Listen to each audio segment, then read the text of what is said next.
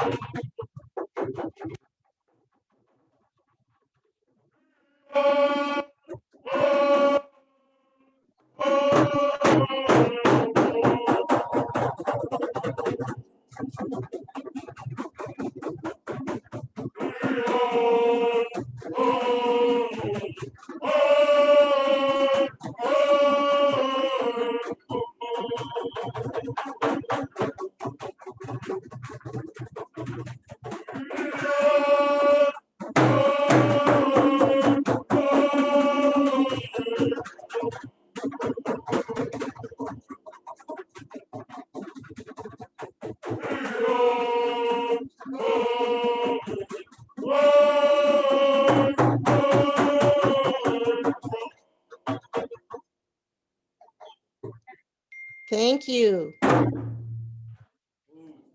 Thank you.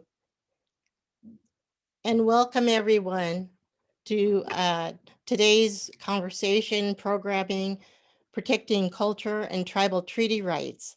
And as you have heard or seen coming in, that this will be recorded.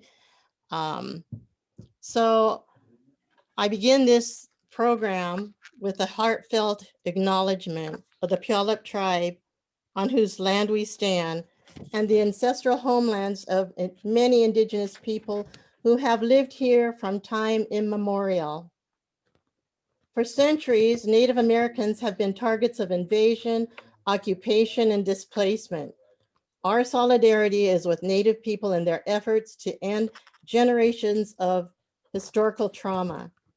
In Tacoma and Pierce County, we breathe in the beauty of these settings beside the Salish Sea. As settlers on their land who have shown up through different routes, we appreciate the opportunity for learning and growth with an awareness of the living heritage of the land on which we live. Our foundational principle is justice for all. Where there is injustice, there is no peace. No justice, no peace.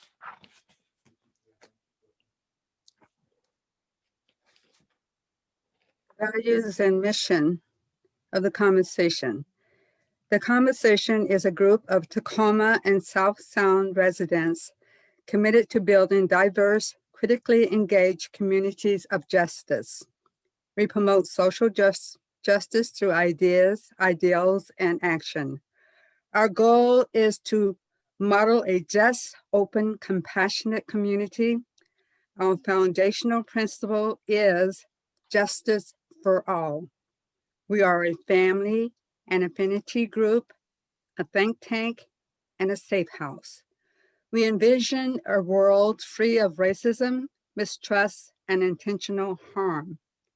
We welcome people of every race, ethnicity, gender, class, age, religion, and sexual orientation, and all who live with physical, mental, and emotional challenges. We invite you into a relationship marked by critical engagement, which is necessary for racial healing. This healing is made possible by critically examining racial experiences and events in order to learn and/or take action. Because this work requires honesty and vulnerability, it can be hard and painful. So we also take care to build trusting relationships within the conversation. This community sustains us through the challenges of racial equity work. We use the agreements below to build individual and collective capacity for racial equity work, knowledge, trust, emotional stamina, and resilience. By acting in ways that build trust in each other, we can be our honest, full selves.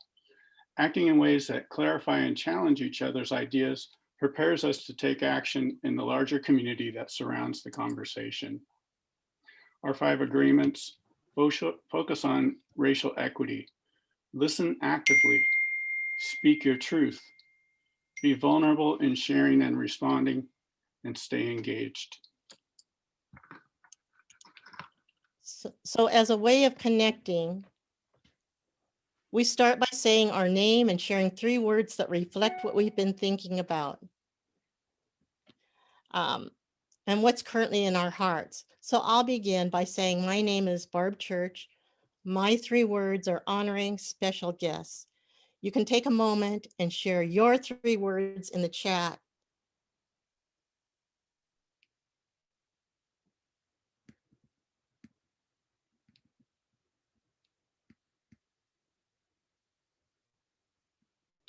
Normally we start out by sharing our story, sharing our mission, values, and statements. I'm getting phone calls in the background, sorry. But today we have 5 storytellers. Actually, we have 4 because Native Daily Network at the last minute had to cancel due to some things that were happening. They really wanted me to share that they wanted to be here though. And so what we'll do is in the end or the last half hour, we'll have a Q&A. And as the speakers are talking, think of the questions that you might want to ask them and be sure and write it in the chat. And now it's my pleasure to again welcome Mahaleen and the Puyallup Tribal Cultural Group, followed by Morning Star with the opening prayer.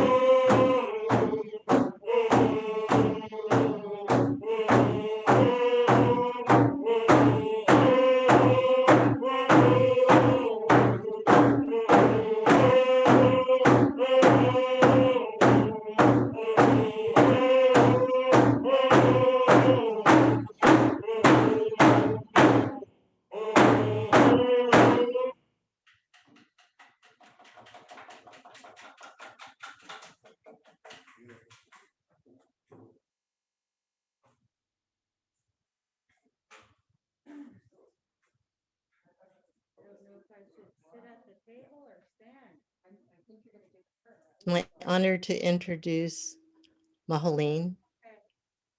First and foremost, I would like to acknowledge the Puyallup territory and the Puyallup people. Today is an honor for me to sit here, to stand here, and do the prayer for this, be here, to exist here at this time. I want to introduce myself. White Celeste Mispu'us. My people are the Sioux, the Kainai, and the Oglala Lakota people. My grandparents are Charles and Irene Bullshields, Morris and Hazel Williams Marcelli, Walter and Theodora Means Feather Necklace. My parents are Deanna Marcelli Clark and Pio Godas, Charles Bullshields, and Ate Russell Means. Those are my parents. My people are the Sioux, the Kainai, the Oglala Lakota people. My name is Iskani Kakadusauki Uncle Wachaki.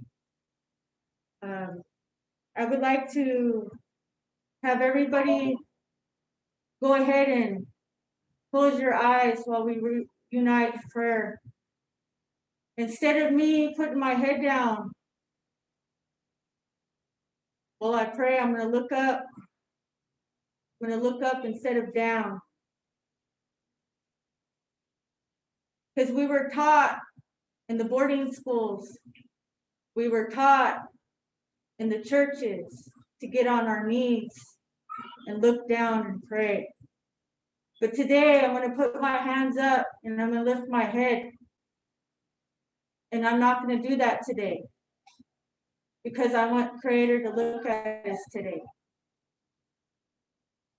So with that being said, I'm going to start my prayer. Kulin Shu and Takashla, Grandfather, Great Spirit God. Please forgive us if we've hurt anybody or anything in this world. I want to say thank you to the Indian that woke up this morning and sang for us. Because without that Indian, this day wouldn't be started. Kulin Shu and Takashla, Grandfather, Great Spirit God. I want to pray for Mother Earth and all living things. I want to pray for the ocean life, the river life, all Chush, water's life. I want to pray for the mountains and the trees. I want to pray for the animal people. I want to pray for our spirit people, which are our ancestors. I want to pray for all human life, including our missing and murdered Indigenous people and their loved ones and their families. Our water protectors, their loved ones and their families. Our future leaders, their loved ones and their families. Our warriors, loved ones and families. I want to pray for our grandmas and our grandpas, our moms and our dads, our aunties and our uncles, our nieces and our nephews, our cousins, our sisters and our brothers, our sons and our daughters, our granddaughters and grandsons, our great-granddaughters and our great-grandsons. I want to pray for their mind, their body, their soul, their spirit, and protection. I want to pray for the work today, because we're all taking time out of our life to represent our people today.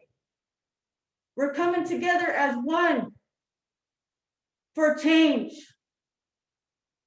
We love you, Kulin Shu and Takashla, Grandfather, Great Spirit God. To all my relations, Matakiase, Ayaka Kaima, Limlin, White Limlin.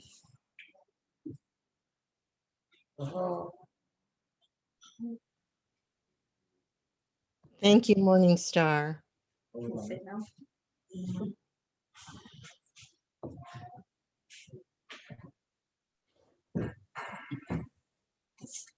So We are honored today to have a number of speakers, storytellers, and our first speaker is Sylvia Miller.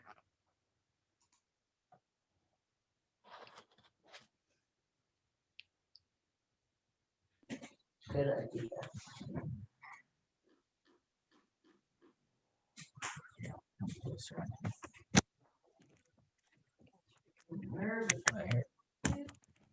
Afternoon. My name is Sylvia Miller. I'm the vice chair of the Puyallup Tribe of Indians, and I want to thank you for inviting me here today. I'd like to speak about, first of all, before I even start, I'd like to say how strong those songs are. If you were in this room, you could hear how strong those words are from them young men's songs, because these are important words that we have to say to you today. That shows you how strong they feel about what is being said today. And I just want to give thanks to those young men. I appreciate it. I'd like to start with telling you on Electro Dam. First of all, we've always been taught as children to protect, preserve our lands and waters, and that what a great gift they are to each and every one of us, everywhere, everybody. And we have fought long and hard from the very beginning to keep those, protect those lands and waters. And not only the lands and waters, but our four-legged friends, our flying friends, all of them, they're sacred to us. These foods that come from those feed our stomachs, provide nourishment and strength to each and every one of us. And I'll tell you, we will continue to fight until the end. And then the end after that. We will always fight to protect these lands and waters and our animals, our people. And we have all been taught what value they have. We've been gifted by the Creator with a wonderful gift, which is these mountains that give these waters to us, and these habitat. They're so important to us, each and every one of us. And I'll tell you, what Electro Dam has done has really destroyed a lot of things in just a few days, with acts of not having permits to do those things. And to think that they have cleaned that up is crazy. I'll tell you, my heart hurts that anybody could not think about what they did to those waters before they did it. I'll tell you, that AstroTurf, those pellets, all that toxic waste that's in that water is still being found. Although they say they've cleaned it, it's not clean. The tribe has been fighting for many, many centuries to stop all these industries to being put, these non-natural resources being put in our water. It's nonsense. It's unrealistic that anybody thinks that's helping. It's not helping. And every day something goes in those waters, we have to worry about the effect. And we know what that effect is, because we used to stand on those banks throwing fish up after fish to feed our families. We used to have enough fish to actually preserve for the whole year. We're lucky if we can have them for our ceremony, our traditional things that we have. Electro Dam needs to be stopped. There's no reason for us to have a dam in our waters. Turn that back to the natural resources that it's supposed to be. And you know what? Our mountain and everything that it provides for us, those are our sacred waters. And when you put industry in it, those are the waters we go clean and cleanse our bodies, our minds, our souls. It's not okay to do that. I wish people would realize how much damage this has done to our people and to everybody else. We're not the only people that go up to those waters to clean your soul, cleanse your soul. Everybody does. These are our natural resources, and every one of us has the right to protect them. And all that turf that's laying up there on the grounds, what's going on with our four-legged friends are eating that same toxic, as well as going into our waters with the rain. It's not okay to do that. And Electro Dam should be punished. They don't deserve these lands. I seriously mean that. They don't deserve them. If you're not going to protect and preserve them, you don't deserve them. The Puyallup tribe will continue to do whatever they have to do to protect those lands. And I'll tell you what, I'm really happy that Puget Sound Energy and that's not providing any services to any of those people whatsoever. There's nobody that they're giving electricity to. So I hope that Electro Dam realizes how much damage they have done to all of us. And I hope they stop. No dam's a good dam, I'll tell you that. And for Mud Mountain, I do want to say that on Mud Mountain, there's a lot of unknown, just like Electric Dam. I know that it's supposed to do trapment and hauling. Our fish have been going away for a long time. I really, really, truly believe that all the fights and efforts that not only the Puyallup tribe, but all the tribes, Muckleshoot, all of us everywhere, are someday people are going to realize that all this work that we put into this here is worth it. And everybody, I might have had to tell my people that they can't fish so that we can let the fish pass. And you know what? I thought they put up a fight, but there was not one of those people who did say, okay. That shows where our people are at. Our people, this is a part of their life. We are the fish people. Our people understand and want to do anything they can. And that's why we're happy to join into these lawsuits that are being taken against them. Our clean waters, it's everybody's effort to do this. I'm serious. We all need to protect these waters and lands because they're so important for our generations to come. Our children, they'll never be able to tell the stories that we told when we fished those rivers. These are important waters to us, for everybody, for the habitat and for the food that we nourish our bodies with, you guys, our minds with. Being on those waters are healing for each and every one of us. Thank you guys for the time. Thank you, Tribal Co-Chairwoman Sylvia Miller, for your passionate story. And the next speaker will be Tribal Councilman James Rideout. I'd like to start off by saying my name is James Rideout. I'm a Puyallup Tribal Council member.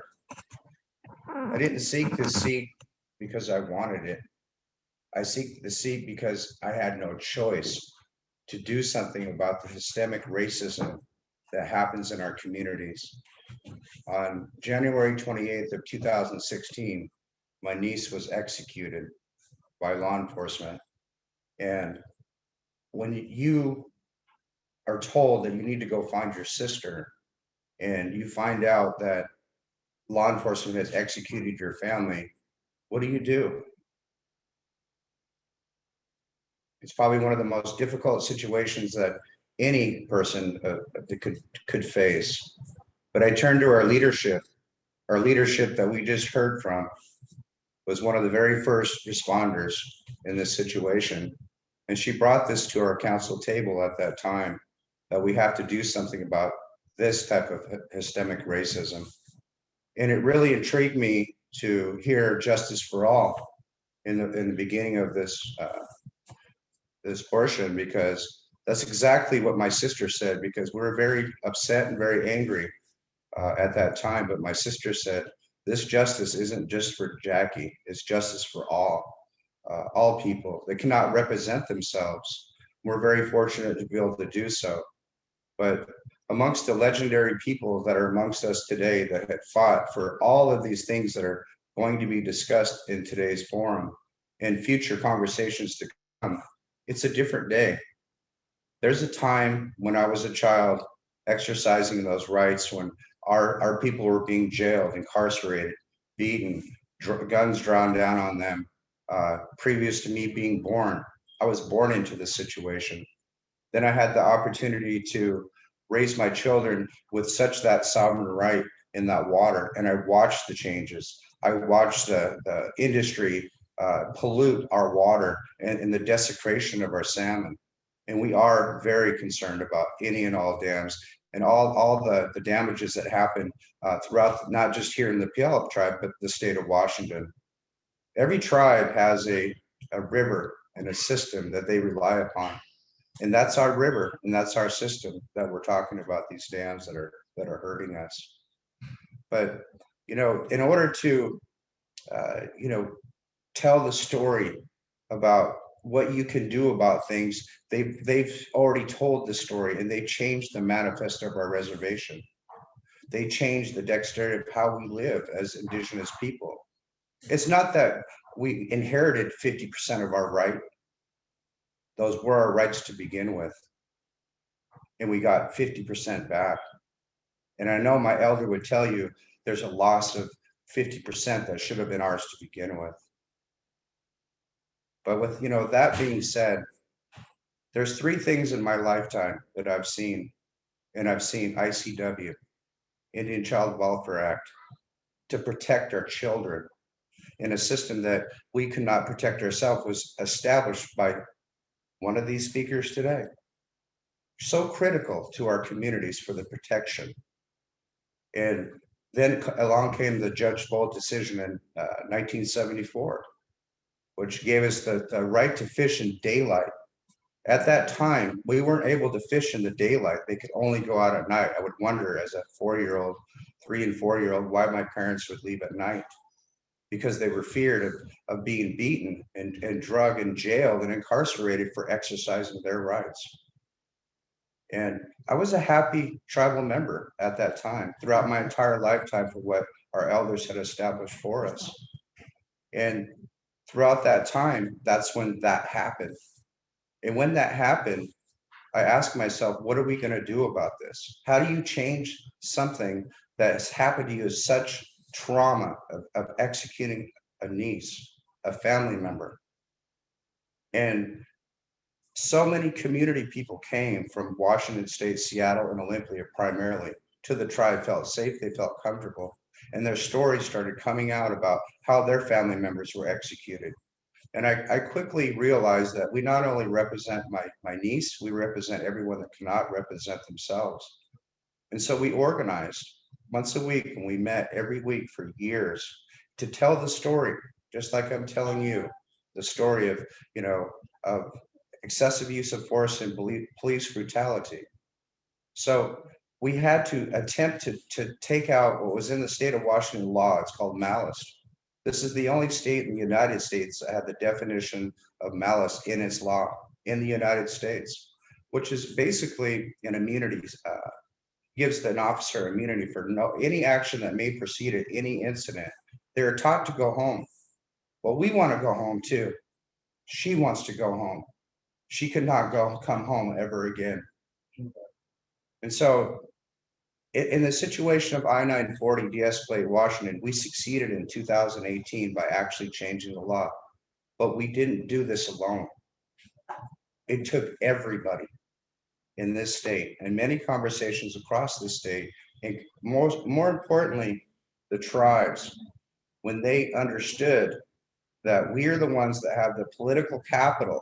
When we come together as tribes, we're very, very strong. And that's what happened. I went to all 29 tribes with Ramona, Bennett, and all of our colleagues, Tim Radon, Chester Earl, and Fawn Sharp from Quinault, president of NCI, and Quinault Nation, dual president. And we addressed every tribe, just like we're addressing you. And it's important because oral history is our history. Tell your story. That's what I was taught.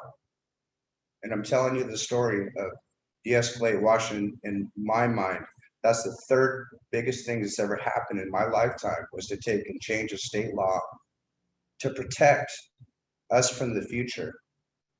It protected, in 2018, over 50% of Washingtonians and tribal members, African Americans, and all people of color, 50% of people less were killed in Washington State statistically. People don't have these stats. These stories aren't told over the news. There's no media. There's no media outlet on it. And there's a lot, there is today, because of people like George Floyd, Manny Ellis, I know many families and many names. We fight hard because we don't want you to know how this feels. And so we can build off of that. And I can tell you today about going to Juneteenth in Seattle this particular year, seeing the youth organize around the issues of excessive use of force, it brought tears to my eyes because I know there's the change. You're the change. You're going to be the person that's going to be faced with these issues. You'll be prosecutors, you'll be judges, you'll be lawyers. You will make the difference to protect yourself, your family, and your children. And I believe that. Thank you for standing in solidarity today, because we stood alone throughout all these decades, fighting what seemed like everybody. But today we stand in solidarity, and that is important. And so I really appreciate the opportunity, and look at the wonderful people that I get to work with today. I'm blessed and I'm honored to represent our tribe in protection in all forms. And I pray, and like I tell our people in our community, we're poor because we don't have any fish. Financials doesn't mean anything to me. I would rather live the traditional way of life that I lived for so many decades. And so we'll continue that fight, and we'll forever, protect our salmon. So I ultimately appreciate the opportunity to have this floor and take the opportunity to share my story and continue to protect, and thank you. Well, tell them our army kept growing because the police kept killing people. You forgot baby. Yeah. Ramona would like me to, let you know that our army did keep growing, because at the time before that law changed, people kept growing. The list of people just kept growing. And sadly, after we had buried our loved one in our traditional way, an autopsy report came out and she was pregnant. And Tacoma Police Department never, ever addressed my family in any form of apology or any sort. And I don't expect it today. But we forced change. We forced change to the legislation. They didn't want to deal with these issues. We brought the people to the issues. With a required 265,000 signatures in Washington State, we brought 365,000. Yes. So that's the work that we all can continue to work on.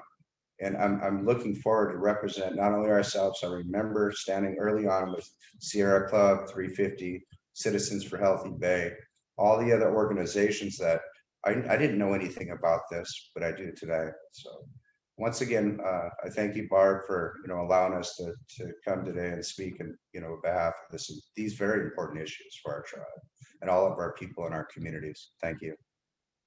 Thank you, Councilman Rideout. And Greenpeace. And then Tour Our the next- boat. our next speaker is Dakota Case, Water Warrior.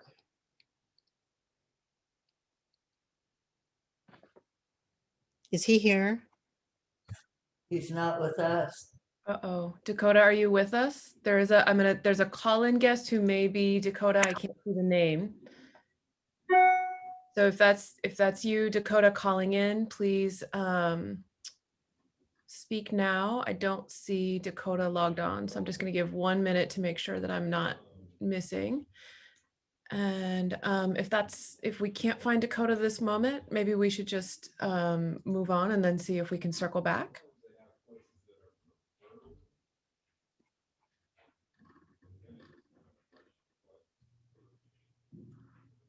Well, I'm very, very happy and honored to bring Ramona Bennett, Puyallup Tribal Elder, to this conversation. She has many, many stories, and we're just blessed to hear them. So, Do we want that blind down? Yeah, behind me? Is no, that- that can help with the exposure. never mind.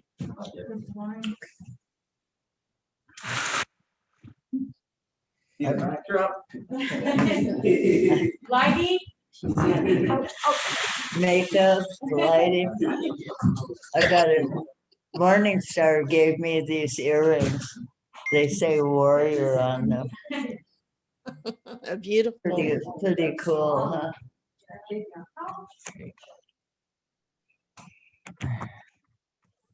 Boy, I'm looking rough. So many topics. You know, the army of us that stood for 940, the de-escalation, or illuminating the need to prove malice, that we made so many friends in such a sad way. They were all families and communities that had people from their community murdered by the police. And to this day, you know, if the police kill a minority person, they just automatically get a paid vacation.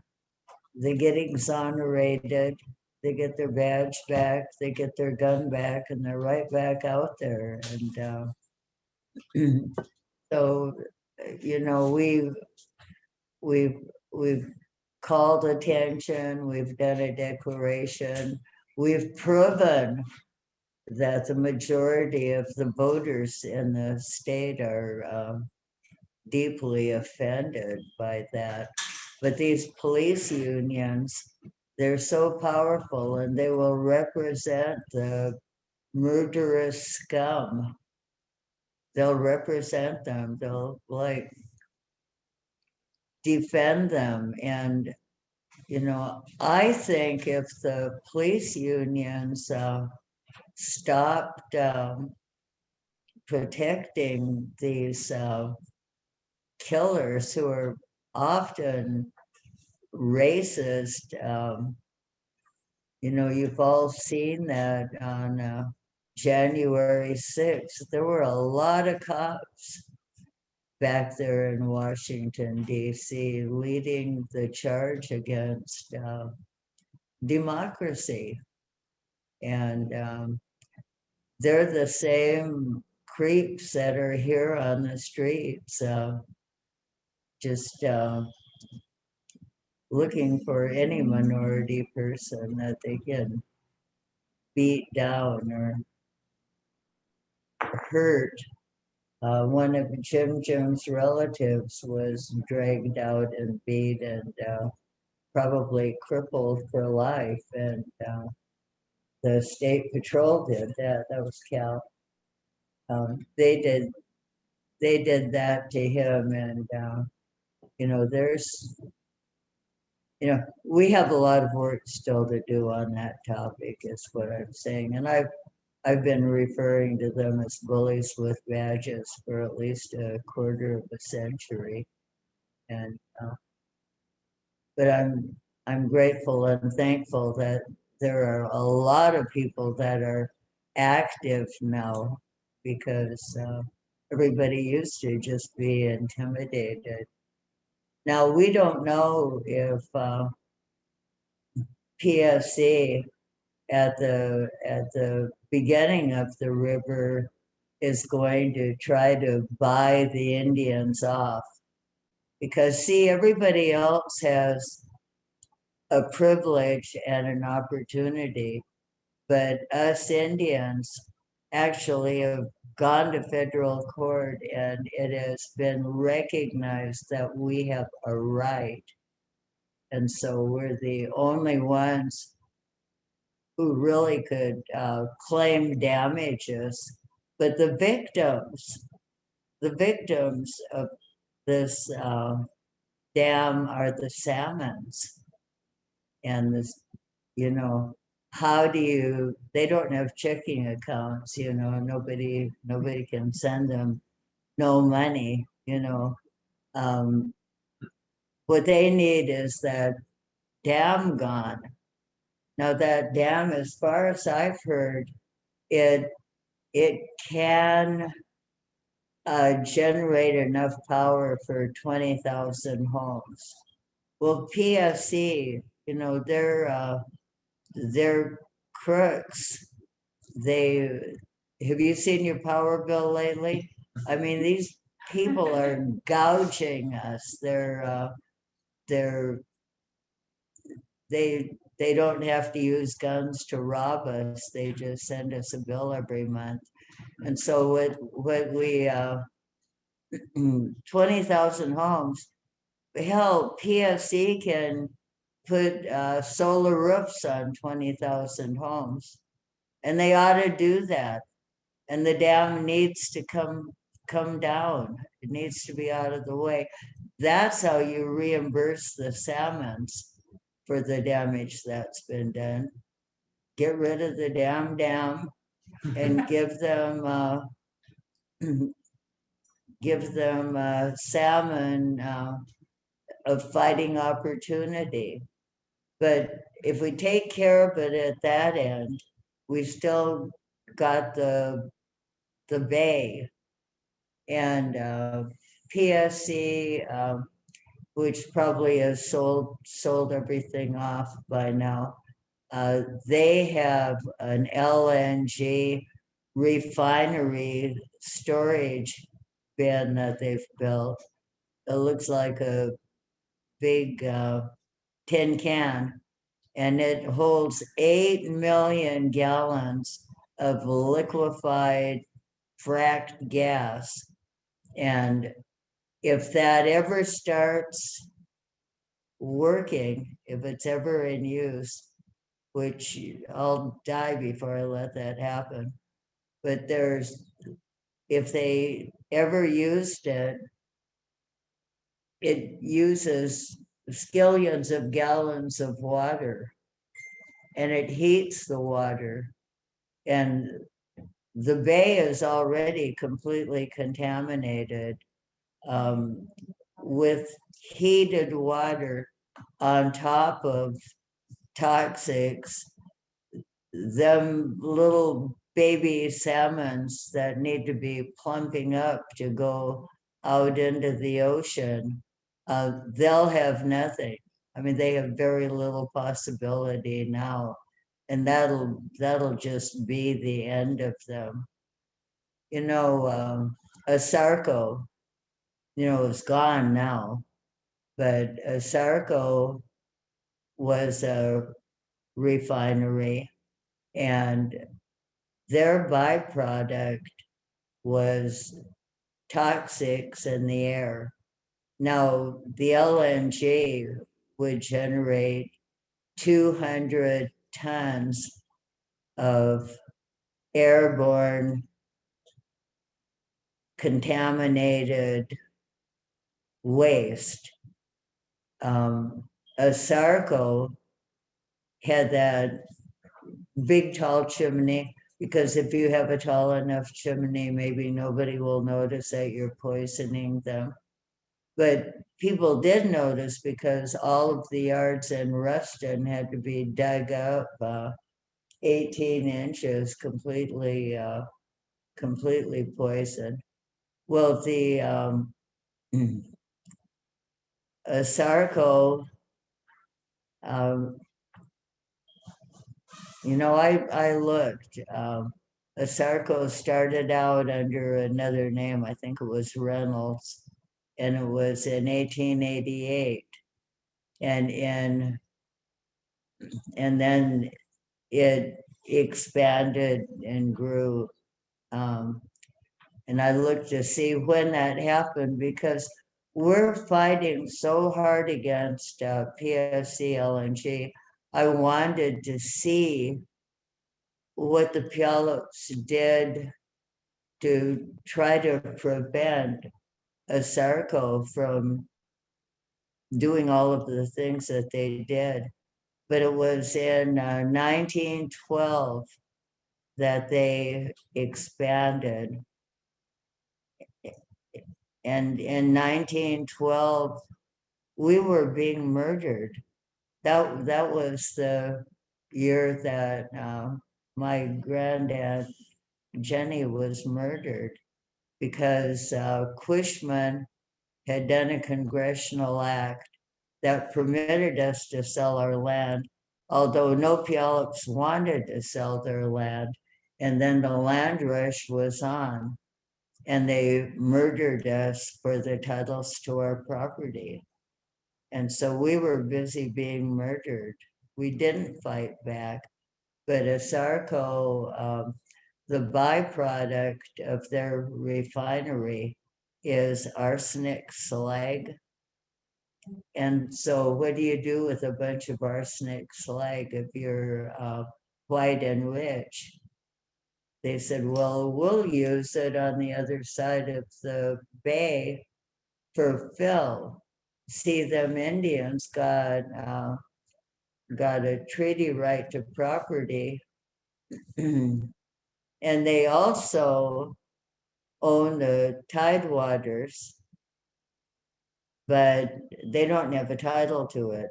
So let's haul the slag over there and put it in the water and let it leach arsenic into the bay forever. And that's what they did. That additional land down there, which, by the way, the 8 million gallon tank is standing on a Superfund site, which is ASARCO arsenic. And once it would be allowed to be filled, there would be no removing it ever. But all of that arsenic destroyed every crab, every clam. I mean, we had paradise. I mean, these white people had stolen paradise. And then they just effed it up.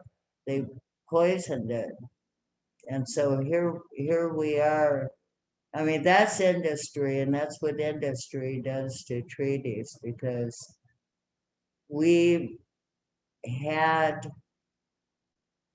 lived in paradise, and our ancestors secured a guarantee that forever and always, Creator put us here to protect our brothers and sisters, the nations of salmon.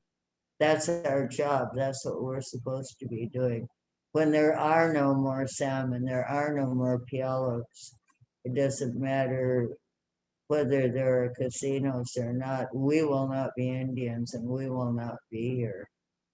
There might be somebody getting a blue envelope, but they will not be in India, because that's the way Creator planned it. Now, my issue, none of these are my issues. My issue is seals and sea lions. In 1972, these white people, I say they're white, I never knew them. They could be anything. But these really caring, loving, environmental people, they felt sorry for the poor little baby seals, cute little baby seals. They felt all bad for them. And so they got a federal law called the Marine Mammal Act that protects seals and sea lions. Now that's in 1972. Puyallup had an armed camp to protect our fishermen in 1970. And it took until 1974 for us to get our vote decision, US versus Washington. And so now there's a federal law protecting seals and sea lions. And right after it, Indians suddenly have our rights recognized, and we're able to harvest salmon, which was important to us, because without the right to harvest, there is no voice, and there is no right to protect the salmon.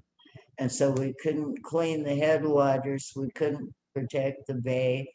We were just the wind blowing. But once we had our court decision, then we have a real legal voice. And so, you know, this is all important. Now there are Indians out there fishing. And so when the salmon start diminishing rapidly, who do you think gets blamed? Well, it's got to be those damned Indians. I mean, it couldn't possibly be all those cute little seals. And so over a period of time now, these seals are multiplying.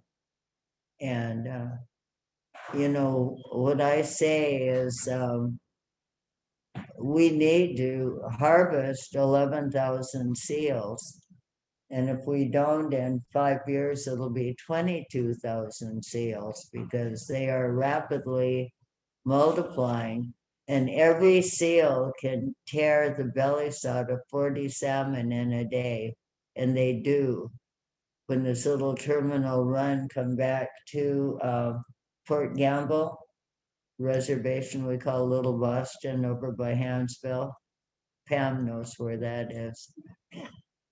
Pam Keeley lives out there. So there were 42 seals sitting at the mouth of their stream, waiting to tear them up, you know, tear up that little terminal run. I mean, just it's outrageous. And I was talking to some Indians about this. This girl said they're vicious. I mean, she had one whole salmon and 2 partial salmons in the bottom of her boat. And a seal came right into her boat and wanted to fight her for her poor raggedy little fish that she had. I mean, they are not cute little puppies. It's like a pack of crazy earless dogs. And so I say, you know, these environmentalists that want to spare their lives, you know, get out there and spay and neuter the damn things. But you know how they clip cat and dog's ears if they've been spayed and neutered, so they don't grab one that's already been fixed. I don't know what they're gonna clip on the seals, because they don't have no ears. But my idea is we Indians, because there are seals and sea lions. All these years we've been supporting all these hatcheries, and it's only seal food. We haven't made any progress. Nothing for our tables. It's all seal food. So those are our seals, and we need to harvest the damn things and ship them to Asia, because they ate theirs already. They got no seals over there. But this is rich meat, you guys. You know how a steelhead is the tastiest salmon? Well, these seals and sea lions, that's nice oily meat. I mean, that's better than any meat that we can get. And they used to be on our menu, and we used to sell them commercially. And so we need to pay our hunters to gather them up, try to ship them live, send them over to Asia. We'll tell them they're going on vacation.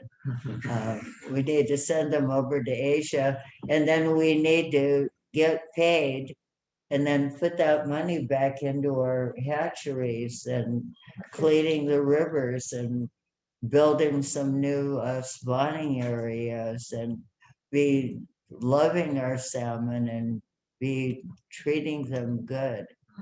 Now I've got a whole bunch of topics, Barbara. I could go all day, but let's not. Um, Well, I think I'll stop there because that really is my topic. Well, One of my- we've got a couple of questions and comments. So there's a bunch of people who are typing into the chat and they've been just really excited to learn with you, Ramona. This is Megan. So I wanted to just pull out one question. Oh, my Megan.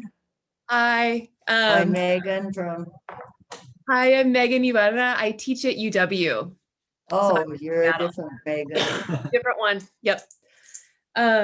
So I wanted to ask if you or any of the other storytellers might want to reflect a little bit on how the fight against the liquefied natural gas plant and PSE, how does that compare to the fish wars? What's new and what's different in these kinds of struggles? Hmm.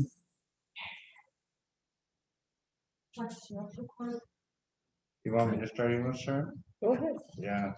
Well, that one, once again, was an inheritance when I was seated in 2017. Looking back, when tote ships came in, and I'd asked them, who gave you the permission to do these things on or near our reservation? Because they strategically put it on such a place that where they felt protected on that hazardous land.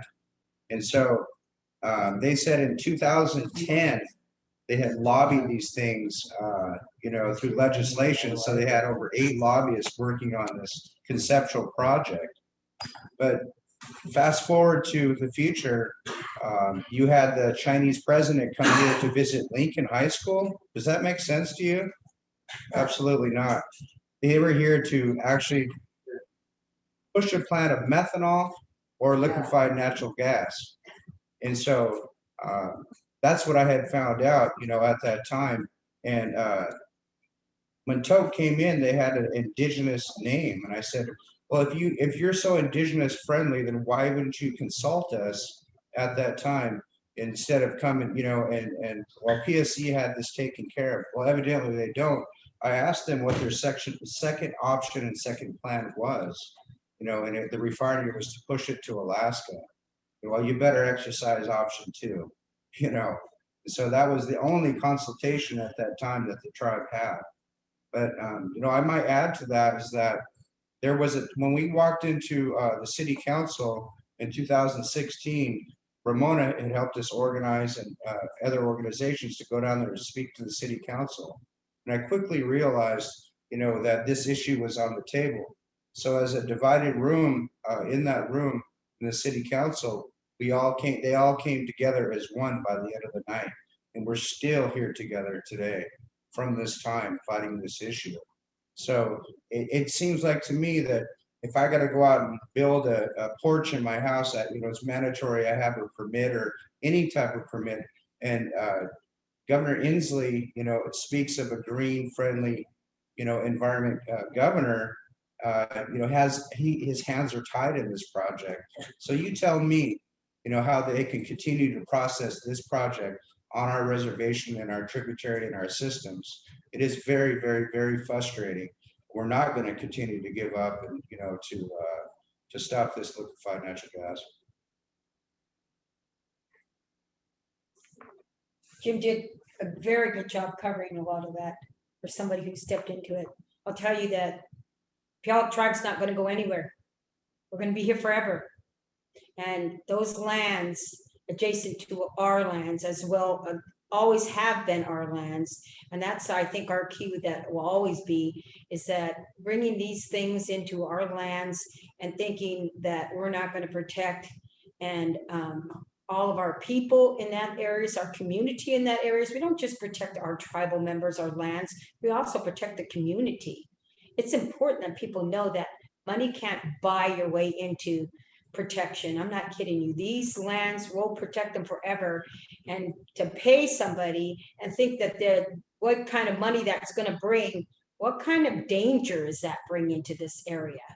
We will continue to express how dangerous this is. That needs to be in a remote area far away from here. That liquid gas is just, clean air or not, There's many other ways that we can take care of our people, and it's not by putting a bomb in their backyard. It's too dangerous, and everybody needs to know that. And we'll keep fighting this, and we're not going anywhere. These are our lands and waters, and we will protect them. We're going to continue to protect them.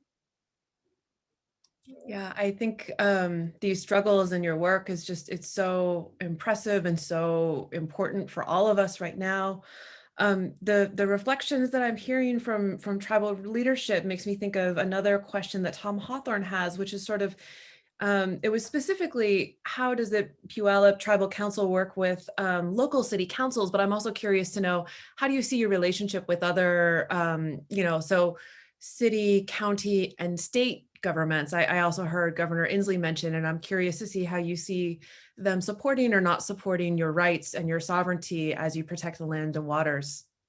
Well, I'll tell you, we've come a long ways. I'll tell you that. There was many times where we could never sit at the same table, but with change comes those times that we have to. And I'll tell you what, we may not always agree, but the Puyallup tribe now it has the ability, because we have our membership, our other tribal family members and other tribes have joined with us. So we're so much stronger than we've ever been. And I'll tell you, at least we get the opportunity now to sit down at the table and talk about it. But this was never consulted with this. And in agreement, the land settlement that we had, that was something that they're supposed to do. And when we talk about the protection, not only of LNG and the dam and everything else, our fish and everything that we do, same thing goes with our people, that these people putting homeless events right on our waters, where actually all kinds of toxic stuff is going into our waters. These people need to consult with us first. And we will keep pushing this issue, because there's many things that are happening out there that aren't being consulted with the Puyallup tribe. But for the most part, we do work pretty good with the government, with a lot of the officials. And you know what? It's changed, because now we can take the hand and walk with them. You know what I mean? Show them what we're talking about. And I think the things like the dam, now they're seeing where the Puyallup tribe was coming from, why the Puyallup tribe never wanted that dam. But it's too late. All these damages have happened. So I really think that hopefully, and I honestly say hopefully, individuals are realizing that the tribe doesn't do this to try to be ornery or mean or anything or shut anybody out. All we do is try to protect these lands and waters that all of us share. This is a gift from the Creator, and we all need to protect it. That's our model, always will be our model, and we're not going nowhere. We're going to still be here to protect. We'll still argue forever. I'm used to raising my hand in council. Yeah. Council member. Like I said, Ramona pointed us in the direction of the city council. And in there, when we told our story, you could see that the looks on people's faces. And I seen one city council member's tears come to her eyes when my sister got up and spoke. That city council member is now mayor of Tacoma. And compassion is very important. We're very compassionate people. Even though these things were done to us here in our tribe and to our tribal member, we're still standing in solidarity, trying to find a solution. And that's the question, is how do we work through these issues? Well, that they have a declaration for Indigenous Peoples Day today. That has never happened before between the city and the tribes. That's a big step in the right direction. They asked to fly our flag in the city council office. That's a step in the right direction for the city of Tacoma. They wouldn't pass a resolution on liquefied natural gas, but the city of Seattle's council did. But unfortunately, that was the first time that the Seattle City Council and the tribes came together from government to government, which is good. But they had some language in that resolution that exposed who supports liquefied natural gas in Seattle. And so I asked to remove the language, and they didn't do it. They voted on it. in Seattle. And so when that vote took place, it exposed who's actually being supported by industry. And so today is a different day. Today's a different day. And so basically everybody in every city and council, if you don't represent the people, you're not going to be sitting in any seated official seat. That's what I see today, because people are tired of all the different demographics of issues and they want to be represented. And the momentum that we built from here in the tribe through these very difficult issues has done just that. It's built momentum.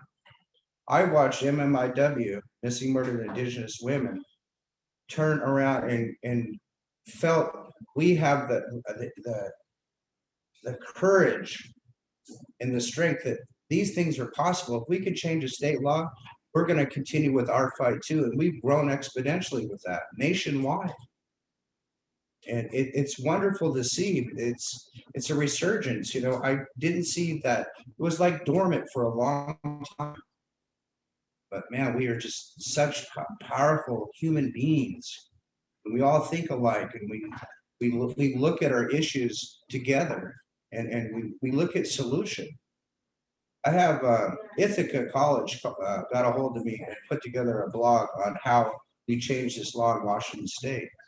And that's now trending in their law offices over there, because people want to know how to solve issues. That's what they're after. So That's really wonderful. And Councilmember Rideout, we might write to you to see if you would be willing to share the link for those of us who are attending, so we can also read it. That it sounds like a really important story. I pasted in the news from the tribe, but I don't think I have seen the blog before. There are a couple of different It's questions. going to be a movie, isn't it? Is it Yeah. going to be a movie? a documentary, yes. Yes. Excellent. Well, I think you've got an audience waiting for you. There's a couple of questions that are in the chat also for people wanting to know, what are the things we can do to support the Puyallup lands and waters, thinking both about how to stop this LNG at this particular moment. Is it Tacoma City Council? And also thinking about removal of the Electron Dam for those of us who are wanting to support sovereignty and stop dangerous fossil fuels. What are the things that we need and must and can do in this moment? You want to go, Ramona? Well, you know, one battlefield is the courts, and I think there are lawyers both from the Indian organizations and the environmental organizations, and I quit calling them.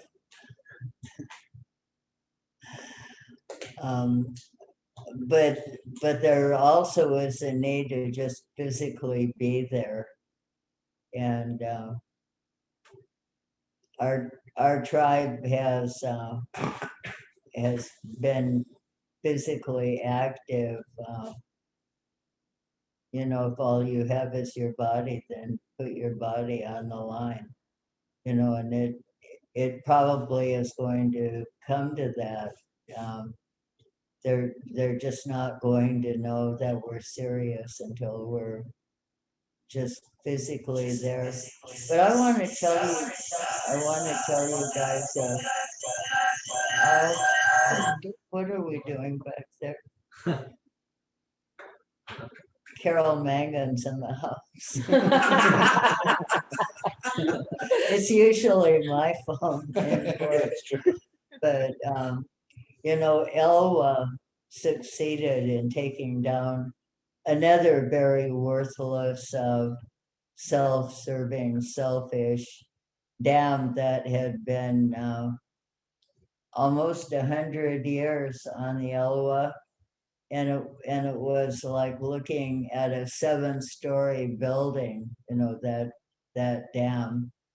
And they managed to get it taken down. And you know that Little Salmon Creek up there used to be like Fraser River. It used to be huge. producer of salmons.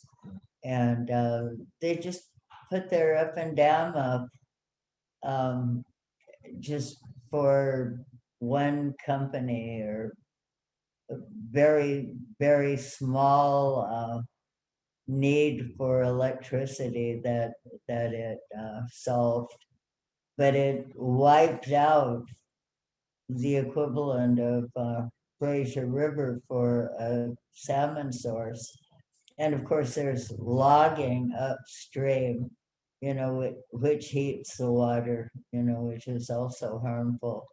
But the tribe, after decades of pushing and yelling and getting support from different, I used to call them environmental terrorists. I quit doing that because I found out what a huge help all of these organizations are. But they finally got that dam taken down. And the very first year, the smelt came and they went up the river. And that means that all those decades, every single year, the descendants of the smelt came there and tried, and then went someplace else. But they kept trying. And that means our salmons, our smelts, steelheads, they have memory. Mm. They remember where they're from, and they kept trying. And the second that dam was down, the smelt went right up the river, and that means the salmon's got to be as smart as the smelt, right? they got bigger brains. Smelts are itty bitty little guys, but they remembered, and the salmons will remember, and they'll all find their way back. And the tribe is working so hard on having good spawning areas for them, and getting some trees over the river to create some shade so that they're not dying from the heated water. And so I think when that electron dam is gone, we're going to have some really good production, revitalization of our salmons, and so we have to protect the estuary so that it all works, so that it all connects. And I wanted to tell you guys about the smelt, actually. That was my whole point. So folks are listening to your stories, Ramona, and thinking about how you said that we may have to put our bodies on the line. And as an elder, we know that you were active in the fishing wars, and Barb Church asked if you'd be willing to share a little bit of your experience in the fishing wars. Wow. How long do you have? We've got time. We've got a little bit of time. Well, I can tell you, our tribe in 1968 is when I came to a tribal meeting with my mother and was elected to consul. And our tribe was not even recognized because we had lost 3 state court cases. And so the federal government thought they were rid of us. They were like so happy. And they were so confident that they were rid of Puyallup that when in 1953, they had started what they called a relocation program. And it was to get rid of Indians. All these Navajos and Sioux and Chippewas and all these Indians, they would go to the reservations and they would say, you can get out of this. You can get out of this poverty. You can come to the city and we'll put you through school and we'll give you job training. And then you won't have to be Indians anymore. You can have good jobs. You can live like white people. And these Indians who saw no future on these reservations that lacked sanitation, employment, education, housing, these Indians looked at their children and they thought, well, that would be a good thing. And so thousands and thousands of Indians signed up for relocation. They come to the cities and they thought that all of the women would be good practical nurses. And they thought all of the men would be good pipe fitters and barbers. They thought we'd be good barbers too. And so all these Indians come to the city and got training. Well, they relocated a whole bunch of Indians to Tacoma because there wasn't no tribe there. They thought they got rid of us. So when when we started coming back to life, when we recognized ourselves, and that was the thing. Government recognized us, the state didn't recognize us, but we recognized ourselves, and we started acting like a government, defending our fishermen's, working on getting training, so that we could actually be carpenters and electricians and car mechanics and all kinds of things. We did that. So when I come back now, Puyallup tribe had no land. A tribe with no land can have a lawn house and a culture program, but a tribe needs land. And so we had no land, we had no income. We didn't own our cemetery, the Presbyterians owned that. We had no services. Our treaty says a surgeon will live among them and a teacher will live among them. But we didn't have any educational or healthcare services. And the state controlled our river. Fisheries and Game Department controlled that. And so, everything that we did have to fight for. And when I say if all you have is your body, we did that. We did an armed camp to protect our fishermen. And that resulted in US versus Washington, because what was different about us is we had Hank Adams, who had media skills and were visible. These other tribes, the Game Department and Fisheries Department, had munitions, they had war gear. Seriously, if you had looked at their budget back then, you would have been shocked at the armament and the vehicles they had, jet boats and high-powered everything. And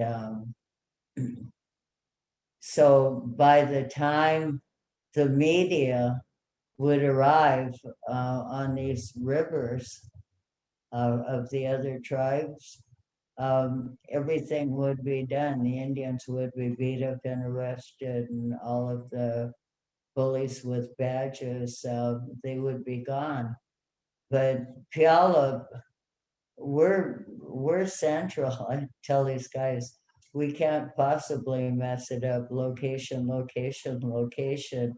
We are central, and we knew how to use the media. And so they came for us, 550 of them came for our fishing camp, you know, which at that time had about 60 occupants. And they came for us, but they had to do it in broad daylight, in front of the world. And people all over the world, people in Asia, people in Europe, people on the East Coast, sat down to eat their supper and watch the evening news. And they thought it was John Wayne Theater, because we were getting dragged around and beat up, right there, right in front of God. And AP and all of the newspaper reporters. And so there was an outcry. But all we had were our bodies and a couple of guns. Ramona, did you have a gun? Did I have a gun? I actually, when Dog Hides, Chuck Conway came up to me, and he said, I escaped from a prison in Salem, and so if I'm arrested, I'm going back to prison. And I said, well, tell you what, if you stand here, you will be arrested. If you run, they'll chase you like a dog and maybe even kill you. I said, but if you walk out of here like you're on your way to buy a newspaper, you might just get out of here. And he says, okay. And I have a gun. I said, what? He said, I have a gun. Can one of you get me some water, please? Anyway, I said, give me the gun. And so he gave me the gun. And I watched him walking. And then someone was walking behind me, and I said, here, take this. Thank you. And so they walked off with it. Well, I'm not sure who I gave it to. But later on, we had a net in the water, and one of the game wardens, and see, this whole bust on our camp was Tacoma's health department. And so what I'm going to describe to you is the only thing that had anything to do with fishing. We actually had a net in the water, and so a game warden came to get it. And I I said, if you touch that net, we'll shoot you. And he reached for the net, and somebody popped off a shot from under the railroad bridge. And he reached for it again. And I said, don't touch that net. I know you have a family at home. This isn't worth dying for. And they popped off another shot. Now, do y'all know who Charlie Manson is? Okay, Charlie I know who Charlie Manson. Manson is, but some of my students don't know. Okay, well, they can look him up. Tell them All right, Google they can Charlie Google it. Manson. Anyway, Charlie Manson was in prison, and they were interviewing him. And Charlie Manson said, I never killed no one. And the people that did, they've been running around free all this time. He said, they have me locked up because they said I brainwashed them people into doing what they did. Said, if they had brains, would they have done that? Okay, so I almost did a Charlie Manson. I said, touch it and we'll shoot you, and somebody shot a shot. If they killed him, if they had actually killed that game warden, I would have been in the next cell to Charlie Manson. And I didn't even know anybody had a gun. Through the bridge. So it's all just drama. But it worked. He didn't touch the net. He wasn't a fool. He did have a family at home, and they never messed with our net. But for the hospital property, and that's a much bigger story. The tribe had sold 40 acres of the agency tract to Indian Health with the promise that it would always be a hospital, a regional hospital for Alaska, Washington, Oregon, Idaho, and Montana. Big hospital, very important because Indians need medical services, and the Puyallups were going to have good jobs and good medical care. And so we sold that land, and the government, forked tongue, broken treaties, they closed the hospital, and it was being used for prison for kids. Now this is in 76. Now by 76, we have automatic weapons because we had our own law enforcement. And so we deputized all of the Vietnam vets and armed them up, and we evicted the state. And that's how we got our 40 acres where we successfully operated a casino.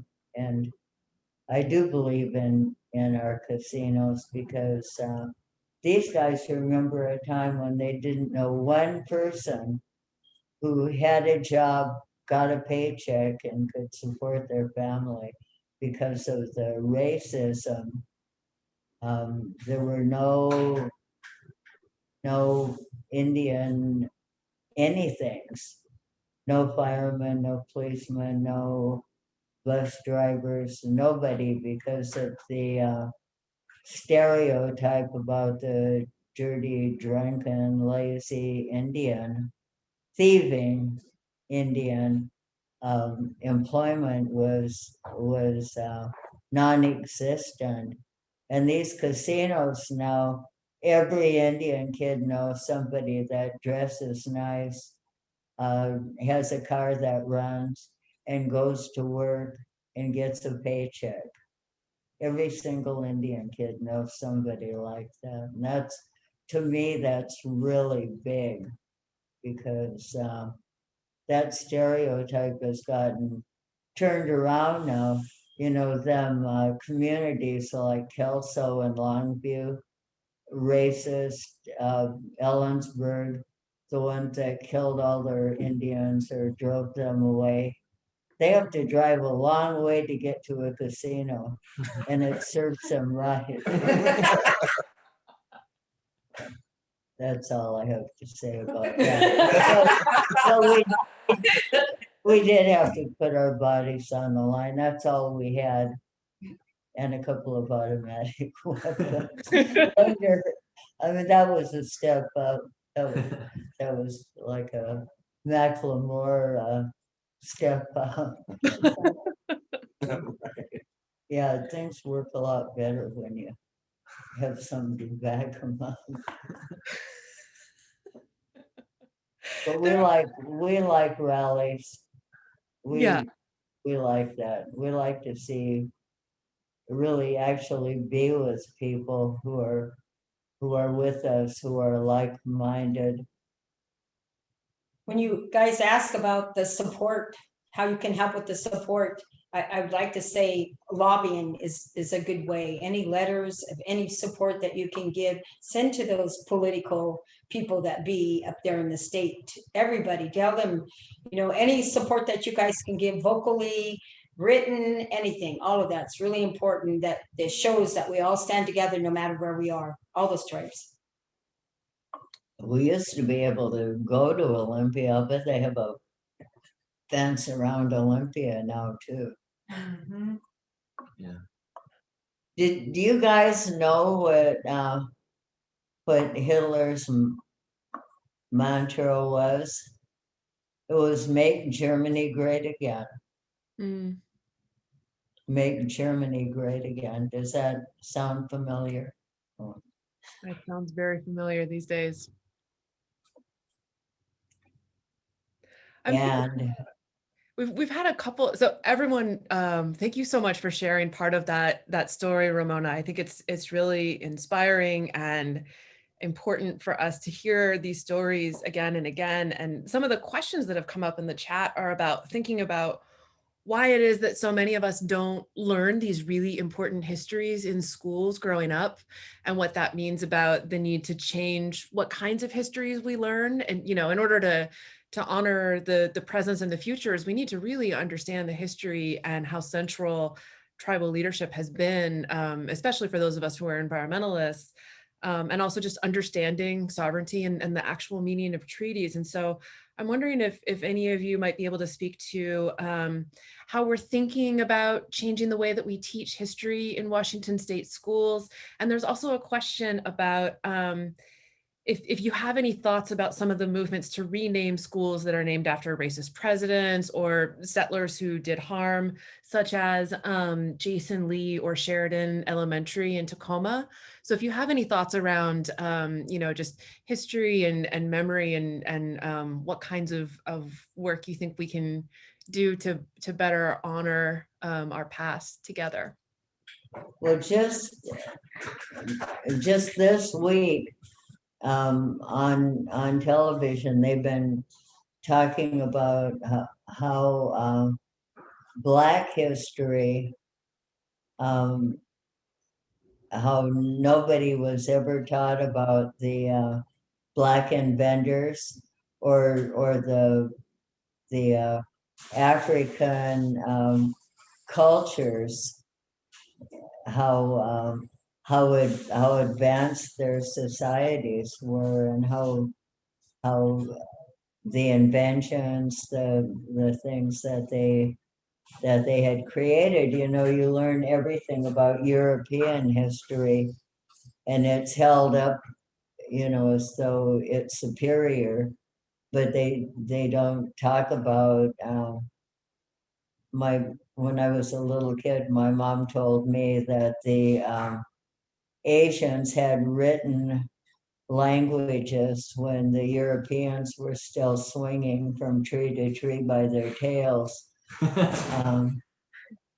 And so I grew up with a really big impression about Asian people, because when you're a little kid, you're really open to ideas, so if all American children at a very young age were told how advanced Asian and African and South American cultures were, they try to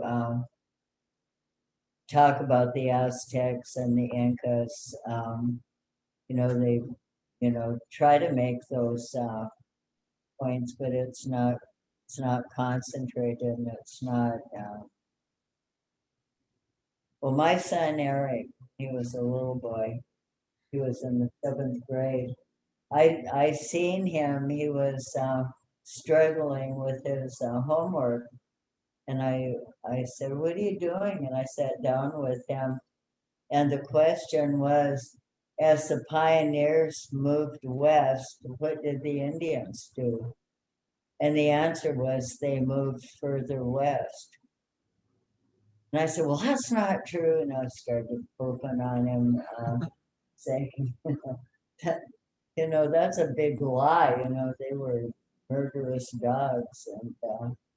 And Eric said, well, I am not trying to change the world. I'm just trying to pass the 7th grade. And so I took his book and I went to the State Board of Public Instruction and jumped up and down and screamed and yelled. And at that time, there were 26 federally recognized tribes. And the book actually said, this is what they eat and this is where they used to live. Like we were dead, and so I was raving about,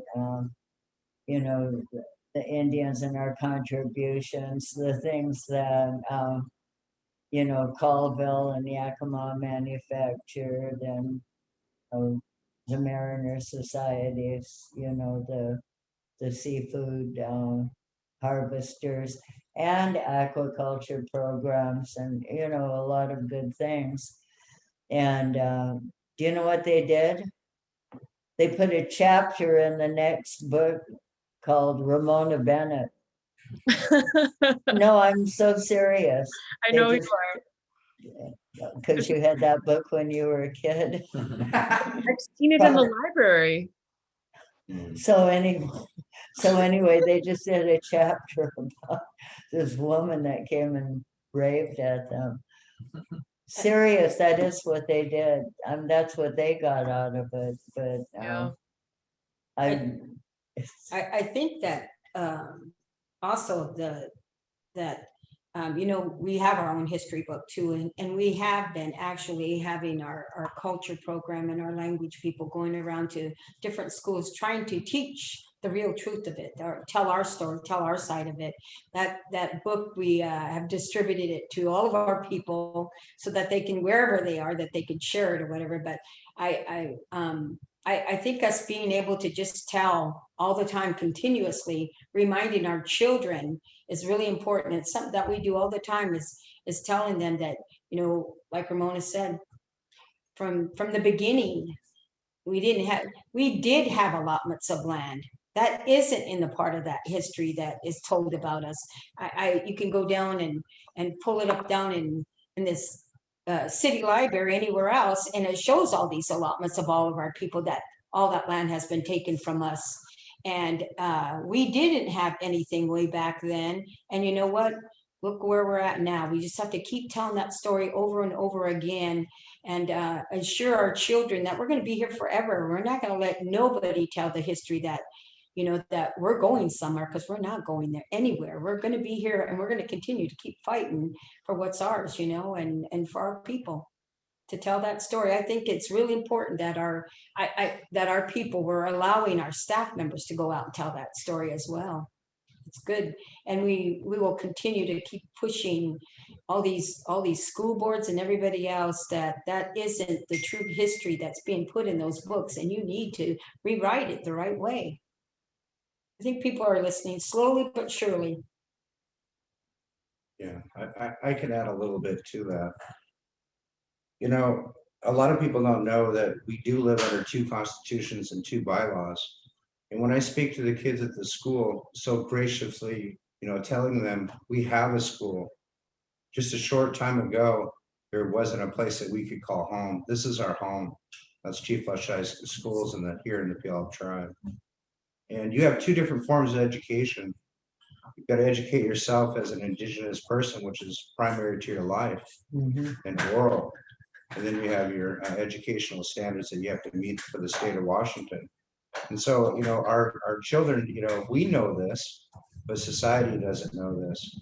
I've struggled myself in grade middle school here early on. I had that same question from my mom. I was like, why are they teaching this history this way? It's not true. And I was frustrated, and, and I wanted to go back to our school, and I did go back. you know, and so I was like, this is very interesting. But what you're talking about is a concept, you know, of how we can address this, because everybody's lineage is different. Puyallup is the Puyallup history, Tulalip's history, Muckleshoot, Yakima, and so on, are the 29 tribes in Washington State. And so this is a project that could, you know, potentially turn into, how do we assert the true information about true history in everybody's region? And that it's intriguing to even have this topic and think about the concept. And it's going to take that motivated student, you know, to lead, just like we had met, you know, for many of our issues, and take the lead and run with it, and get the support from the tribes, you know, and everyone else, and make it grow. But we're not standing alone. We're not the only subculture that has noticed the inequities. It's going to improve on many fronts. Yeah, I mean, so as one of the folks who is here and learning with you all, I just want to say I'm so grateful to learn from your stories and to benefit from your commitment for us to rethink our better history so we can build a better future together. I've got a couple of asks in the chat around getting information and learning from some books, so I might contact you afterwards in case you have recommendations that you'd like to make for those of us who want to keep learning more. And I think for many of us here, this is a commitment to continue to be in conversation and to support through all of the lobbying that's going to continue to happen, and perhaps some of the direct actions that people are thinking about. I wanted to give it over to Dexter Gordon to share thanks and parting remarks. Let me just add before, because Dexter's getting on, our appreciation for 15 years of him guiding us through conversations on issues of racism and oppression in many forms. So that's what I wanted to share about Dexter.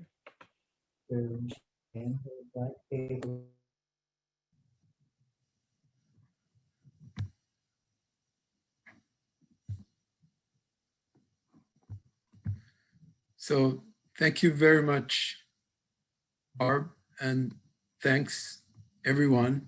Let me just get my slide set up here.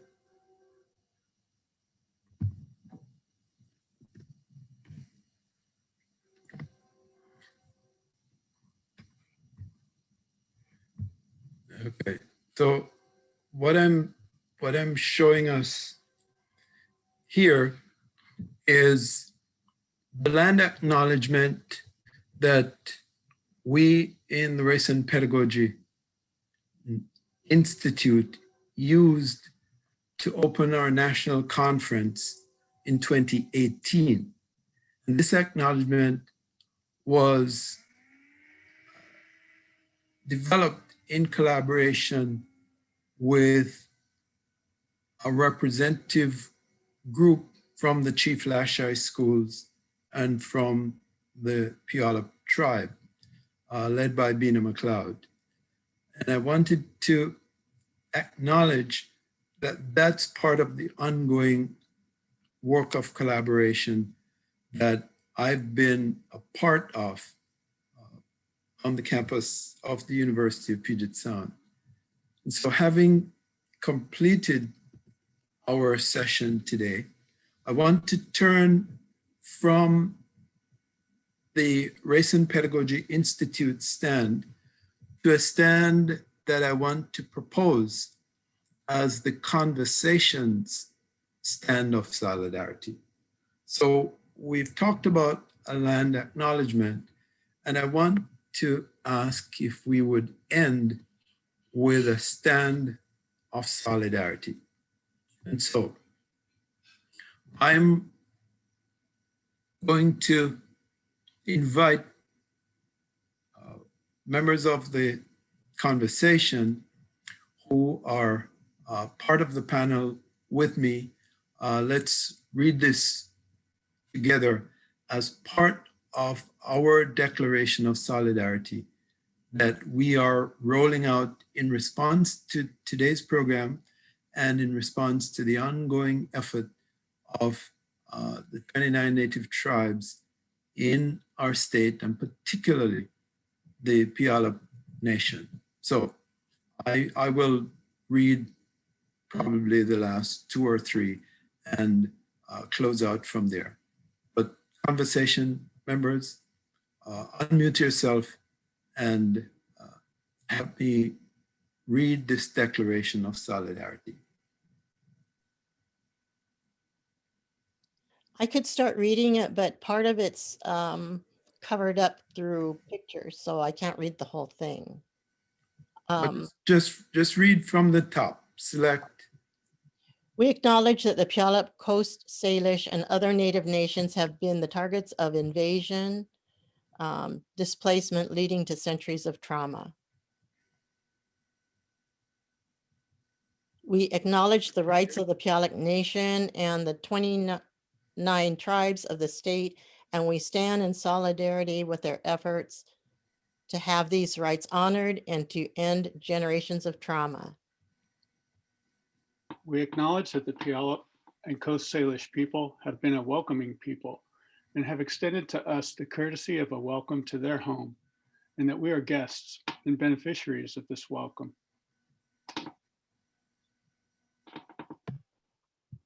We acknowledge that as guests, it is our responsibility to participate in the necessary project of reimagining the social contracts between Native people and the rest of us who have shown up through different routes to these Native lands.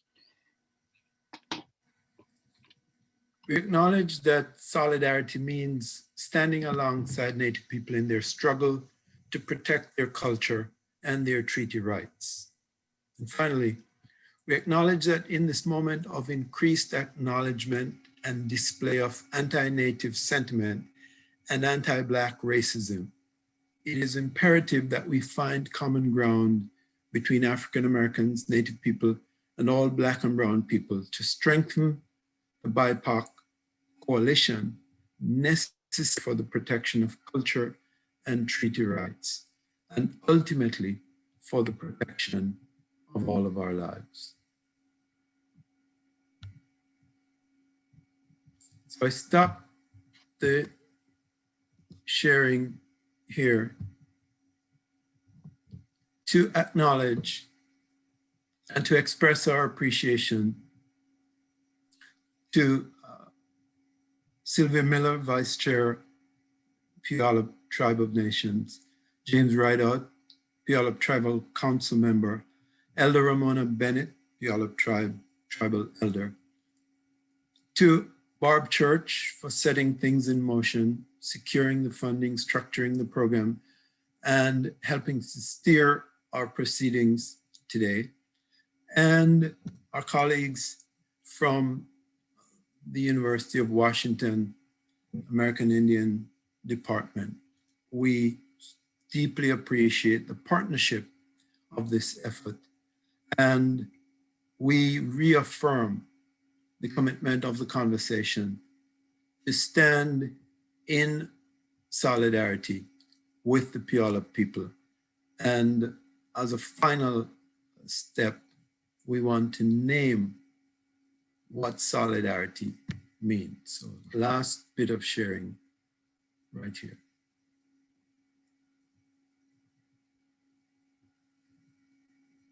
Where my, let me find back my PowerPoint here. Okay.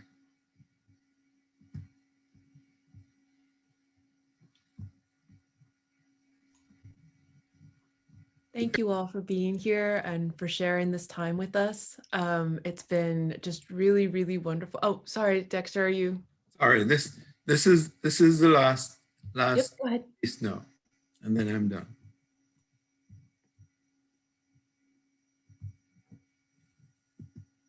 So, having reaffirmed our declaration of solidarity, we want to translate into practical terms the demands of solidarity And we invite especially those of us who have shown up and received the welcome of Native people, that we have 4 demands that we make of ourselves. 1, to educate ourselves about the issues of Native people. 2, to listen to Native voices. 3, to support and show up for Native causes. And 4, to work in partnership with Native people. With that, I want to express my deep appreciation for this partnership and say thanks to all who showed up to share it with us.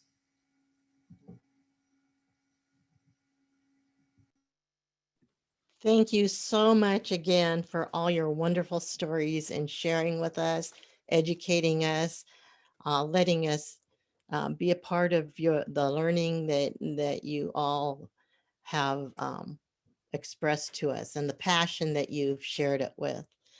And all of the guests, especially you, Ramona, and Professor Megan Ybarra from University of Washington, all those who helped.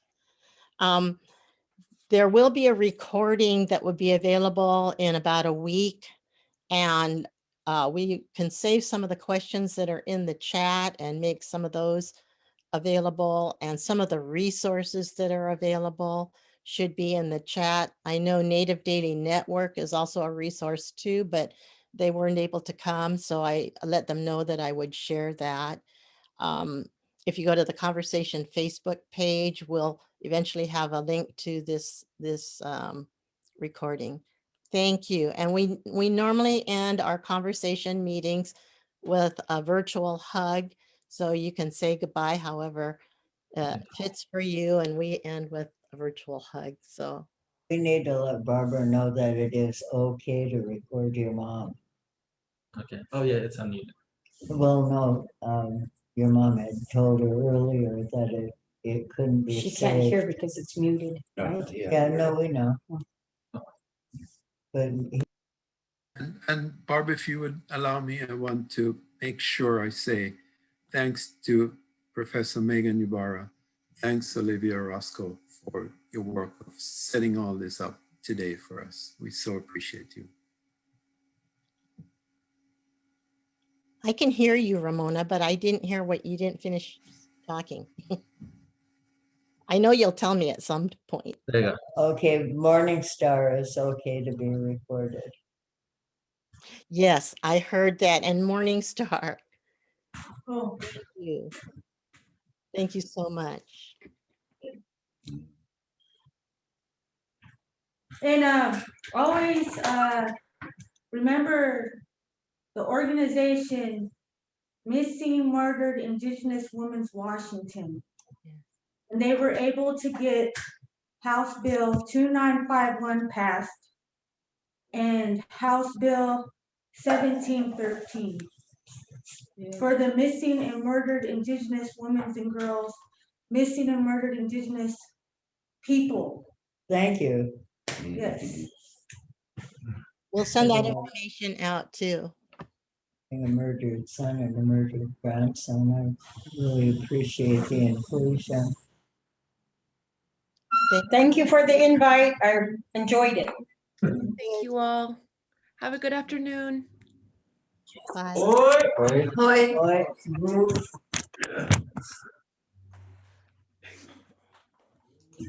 Time to go give